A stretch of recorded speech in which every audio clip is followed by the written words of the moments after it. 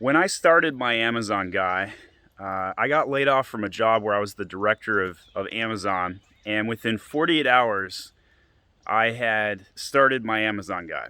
So today's Sunday.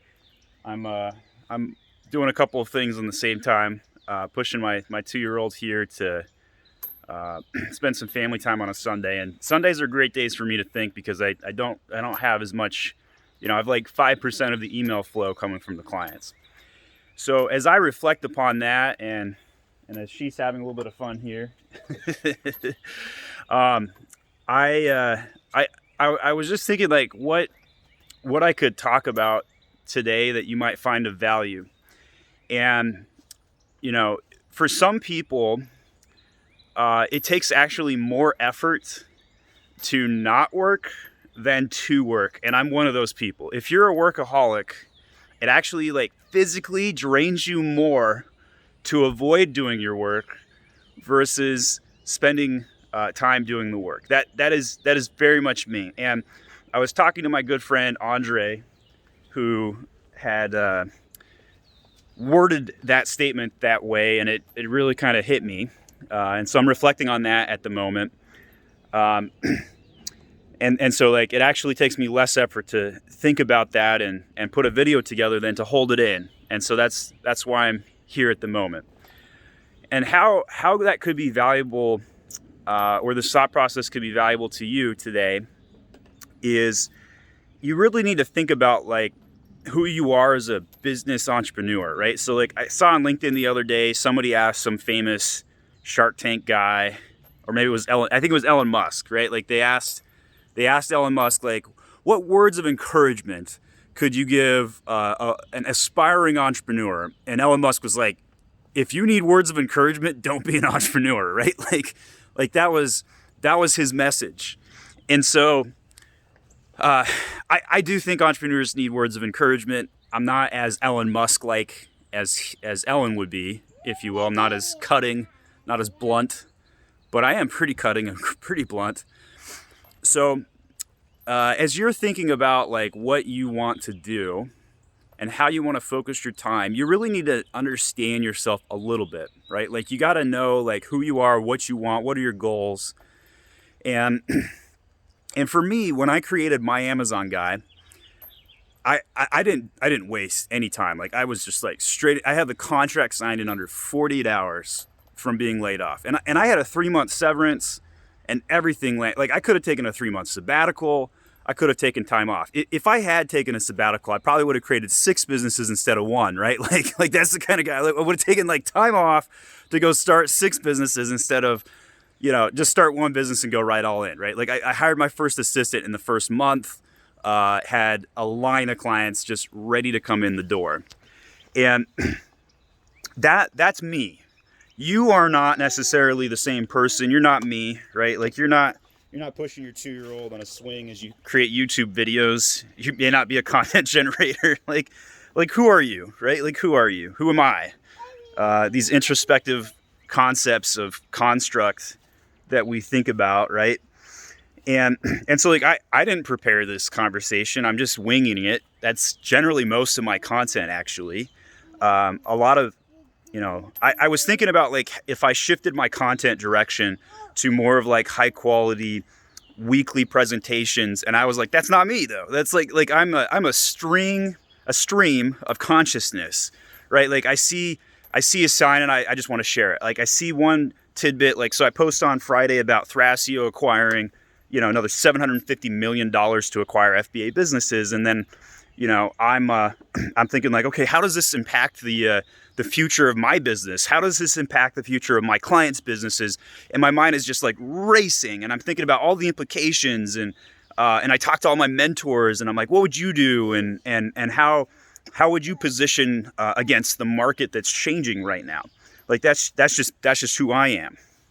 And so as I'm thinking about like how to help other people come to their own conclusions and think through all of the things that they face, I guess my message today is just have an honest conversation with yourself, right? Like it's getting harder to sell on Amazon.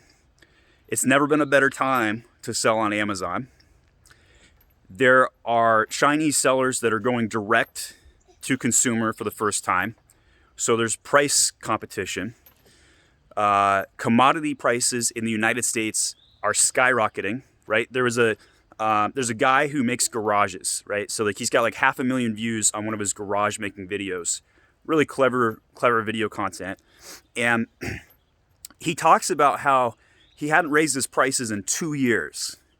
But in the last couple of months, he's had to reevaluate his pricing every 30 days. And that's what he plans to do. Like that's how quick right now commodity prices are going up. And so what do I mean by commodity prices? I'm talking about like nails, wood, like basic things that would build like a place set like this, right?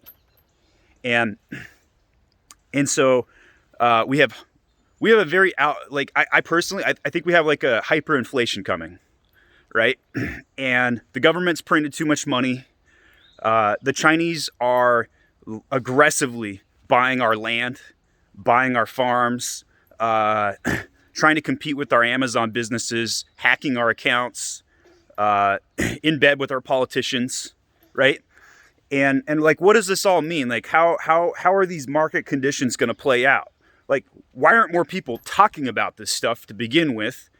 Is something I wonder, right? Like, we just finished the second impeachment trial of Donald Trump, right? Like, which, by the way, I've never talked about politics on my content channel, but like all of these things kind of add up.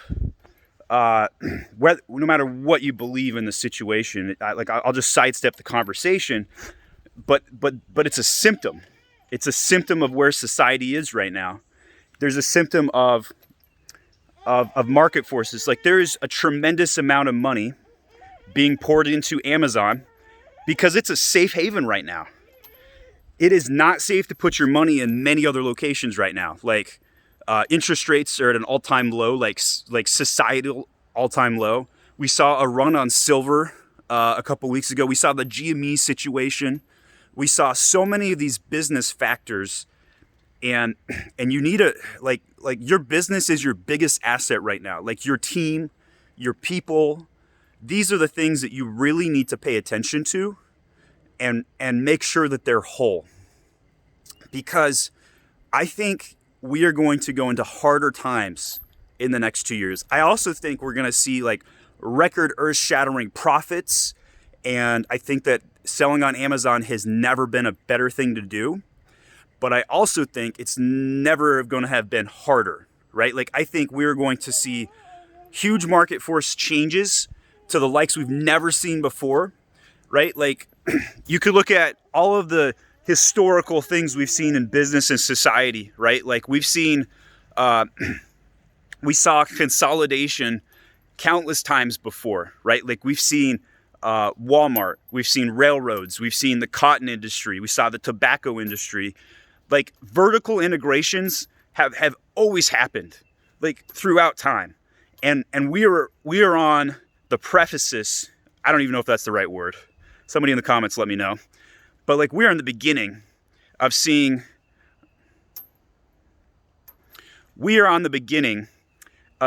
massive market shift. And you need to be ready for that. Like your business plan can't be the same old that it has been for the past couple of years. Like the black swan event of COVID-19 is not even really the biggest event. Like it's the beginning of the biggest events. We are going to see more of this. We're going to see more black swan events. Like I talk about the concept of supply chain, like the concept of just-in-time supply chain being dead. And it totally is. Like it's totally dead. Like it's never coming back in my opinion. Like some people think like, oh, it's just on a vacation. But like, I think that businesses that want to prepare for the future right now, you need to figure out how to manufacture raw resources into physical goods like immediately. Like you gotta figure out like how to take manufacturing back to the States. You have to figure out how to control your destiny, because one more black swan event, one more future swan event of some kind, and your business could be disrupted. Right? We've already, like, I know you believe that. That's why you're this far into this video. But when you look at what happened during the last year's Black Swan event, it was not a one-off event. It is the beginning of many more to come. And so hopefully you can realize that with me. Come on this journey with me, I guess, right? Like, I'll keep talking about this stuff. I'll keep helping try and position like where I think people need to focus and prepare. You know, on a preparedness note, I guess, you know, make sure you have a couple months of food supply. Like, make sure you have enough money to pay your payroll for 3 months. Make sure, you know, like the fact that most businesses would have gone under without PPE, and most businesses with PPE funding still went under last year. And there are some market conditions and certain categories where, like, no matter what you do, you would fail. Restaurants, obviously, and many others. But, like, if you prepare for these events ahead of time, you will actually be able to pivot to opportunities, right? Like, if certain airline industries had prepared, we bailed them out before, right? Like, what, in the 08 timeframe or 01? I don't even remember. We've bailed them out, and like, if we don't bail them out again, they're gonna fail again. Like none of this makes sense, right? Like, that's not.